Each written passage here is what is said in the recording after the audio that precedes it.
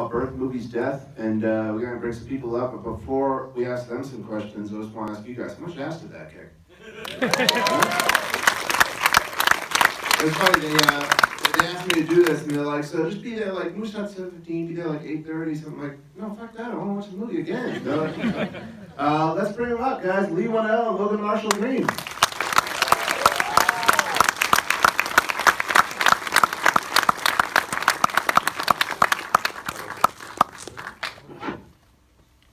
Hi, guys. Hey.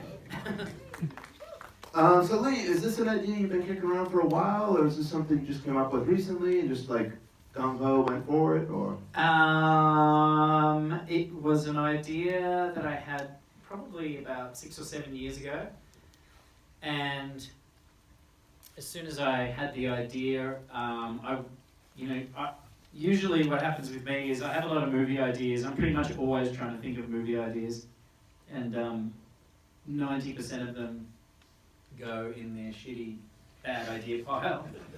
And every now and again, very rarely, I'll have an idea that I can't stop thinking about and start obsessing on it. And that's when you know you're onto something, and this was one of those ideas. And I just started writing it on spec, didn't let anyone know I was writing it, just was writing it. And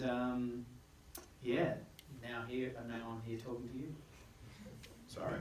Oh, it's good. Fine, come on. Logan, talk about, did you work with any actual quadriplegics to kind of get the non-motion down, I guess? Because, I mean, that's not an easy thing to do. It sounds easy, but it's really not, to be completely motionless. Yeah, I did, and it was. It was probably the hardest physical story to tell. I think you said that was the most pain you felt on the set was when you were being quadriplegic. Yeah, because I didn't know much at all about it. In fact, I was quite ignorant of that experience, so it was essential for me to figure it out. And so I worked with a guy about 3 hours north of here who was very welcoming into his experience, his intimate experience. And I learned that there's 2 types of quadriplegia.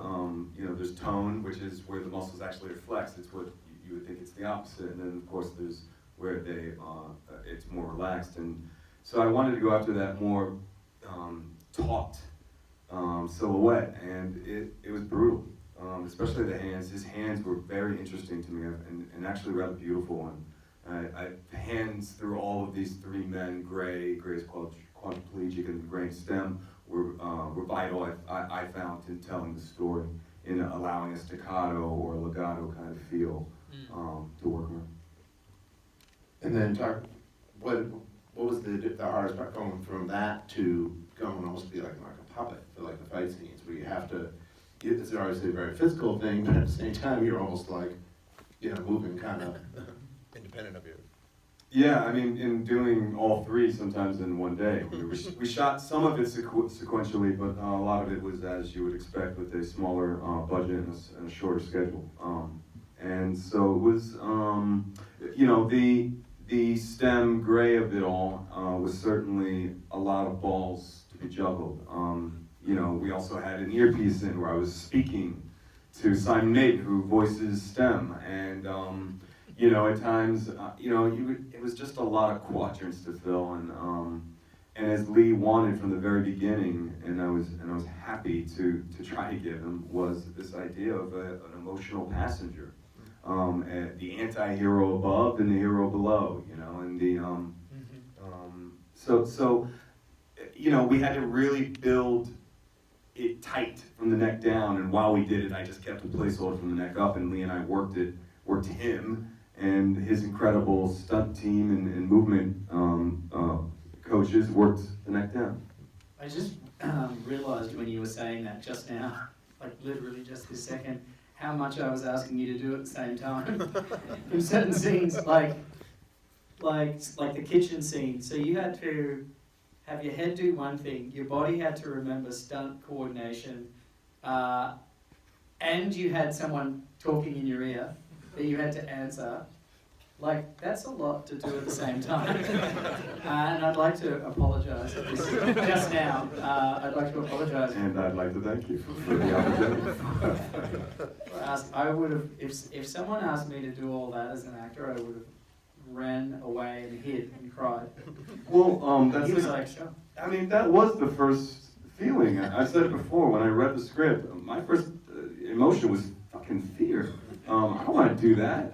I can't do that. And anytime you hear yourself say you can't, hopefully all of us say, no, wait a minute, let's see if we can. I don't. I'm like, I stick with Kalent. I'm like, no.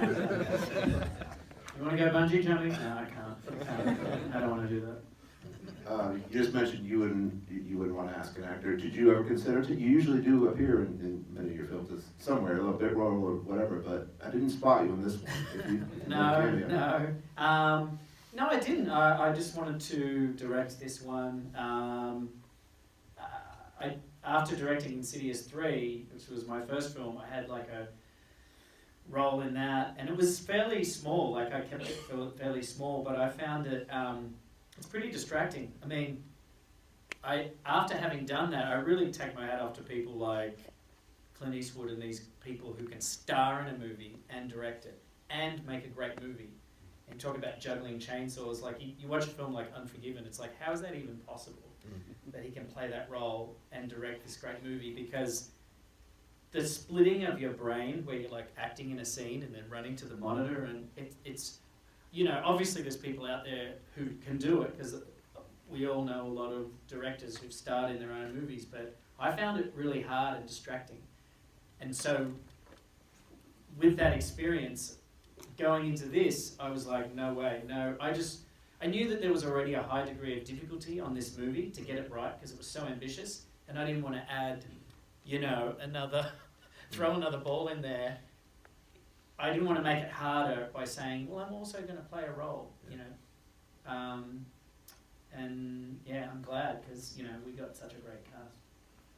And I assume one of the most difficult things would be the car chase, right? I know you talked before about some of the challenges, but for these people here, your idea to shoot it in one take at one point. Yeah, I do remember saying it's funny when you come out with your first idea and then it gets whittled down. So I think the first time I met with the stunt guys, I was like, let's shoot the car chase all in one shot. And to their credit, I don't know if other stunt people or other producers are more combative, but these guys were always like, okay. I mean, you could sort of tell by the voice, you had to judge by their tone of voice, because it was always yes or fine. But I remember when I said that, they were like, okay. And I was like, I had this idea that we would be in a camera car just weaving in and out of the cars, and it was all going to be one shot. But then reality kind of comes in, and you realise, I mean, especially when you're in the edit room, it's weird with making films. It's like, you know, you go into it like, I want to do something that no one's ever done before. Like, let's do a car chase all in one shot. And then you get into the edit room and you just chop it up like everyone else does. You're like, let's just do the car chase. You're like, there's a reason why it works. Like, you know, you don't make spaghetti with lint. It's different, but no one will eat it. They're like, you know, I just want the regular spaghetti. That's worked for hundreds of years. You're like, yeah, but the lint is different. And it's like, no, but there's a reason. There's a reason. Like, I was like, once I was in editing with Andy Canning, I was like, there's a reason why people cut car chases really quickly, because it just gives you a much bigger sense of the dynamics of the cars. But we still got, it was definitely tough, because we only had 2 days to shoot it, 2 nights on this little section of freeway. I noticed, was that part of it? Because you don't see a lot of car chases set at night. They're usually set during the day. But both of yours, I mean, the first one was kind of chase too, but, you know, they're both at night. Was that just the only time you can get the highway shut down? I'm trying to think what that was about. I think in the timeline of the movie, it was going to take place at night. And then I think in talking, because everything was about the budget and what we could do, I think night was going to be easier to disguise certain things. Mm-hmm. You know, in daylight, you're just naked. It's like, whereas at night time, there's things you can hide, which was good for us due to our budget. And also, thirdly, the freeway in Melbourne. Melbourne is not a city that is used to doing things. Like in LA, you drive around, there's always a road that's blocked off because somebody's shooting. It's such a common sight to like go try and walk to your favourite coffee shop, and it's like, oh, it's closed today because they're filming Togetherness or whatever. Thanks to Plus Brothers. That is just an everyday occurrence in LA. In Melbourne, no. Melbourne is not a movie town. So shutting down a freeway to make a movie, they're like, what? And they couldn't deal with it. And it took so much wrangling with the city and the different city bodies to get their head around the idea of shutting down the road. And it was fun though, right? Remember those kids who tried to sneak in and watch a shooting, and then we got to see the cop car go after them? Were you not there for that? That's what feels like. How much We of kept the, it like hidden from you. how much of the driving did you get to do during the chase? I mean, when you see me, it's me. You did a lot of your own. I did a lot of it. I was worried that you might die. At 5 in the morning. I'm Shoot at the end of the Yeah, schedule. we're like, yeah, you did a lot of your own driving. Most of it. I mean, there was one time, there's that great shot where you kind of collide with me right at the Yeah. beginning, and I remember that scorpion, what was it, a scorpion?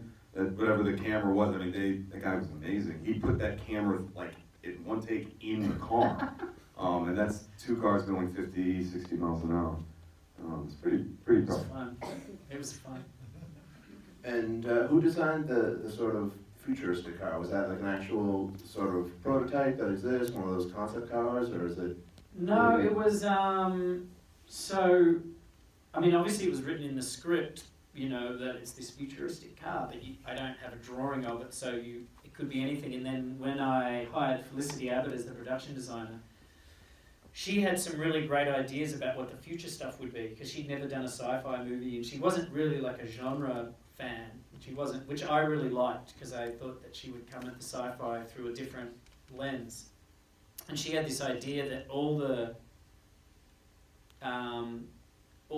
tech in the movie should be based on the natural world, like a lot of wood instead of steel and chrome and computery stuff. She wanted like wood and plants, and I really liked that. And so we started talking about this future car, and we looked at some reference photos of self-driving cars that are like BMW has a self-driving car prototype that's made, and you can look at photos of it online, and it looks almost like self-consciously futuristic.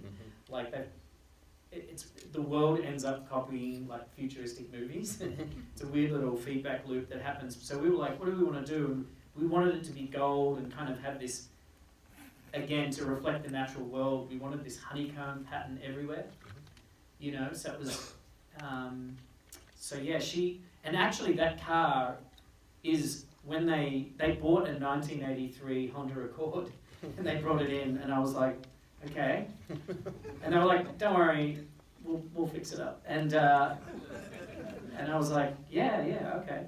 And it was really a shitty car. And every day I would go over to the workshop where they were building the cars, and I would look at it, and they'd slowly strip it down to just like the wheelbase and the steering column. And then they sort of built the skin on top of it and built that car.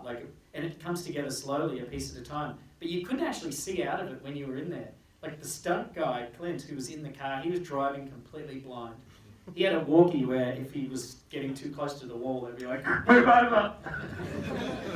But he didn't even have a monitor. Like, he was driving blind. Again, people should have died. But, you know, many times on this movie. But the good thing about Australia is you never get that, like, everybody's like, yeah, I'll give it a go. And you can really take advantage of that attitude. It's sort of like, you probably don't want to do it, do you? I can do it. Get in there. And everything's just like, like Chris, the stunt guy, Chris Anderson, he's like a stunt legend in Australia, our stunt coordinator. He worked on the first Mad Max. He'd never done any stunt work before. George Miller was just like, ride that motorbike into that wall. He's like some 19-year-old lunatic who's like, all right. And he's just a legend. He actually lost a leg in a stunt, so he has this like titanium leg. And his attitude was always just awesome. Like I would go up to him and say, so Chris, and he's like super Aussie. Like, I'm not super Aussie, right? I had to move over here to be amongst my people. Nebbish movie nerd people. Yeah. Chris is like an Aussie you would see on TV over here, like showing you a crocodile. And I'm like, so Chris, can we have one car smack into one car, and then that car smacks into another car, and they all smack into a wall together, and he would, instead of being like, well, you know, I'll have a safety, he'd be like, oh yeah, fuck yeah, yeah. Yeah, fuck, we'll do that. So, and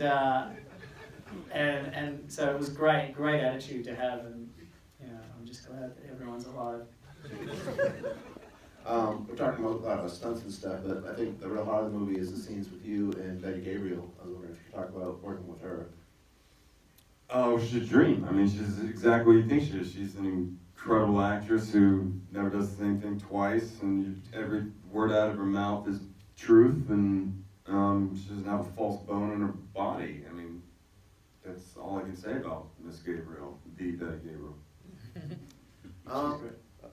We have time for a couple from you guys, a couple of questions.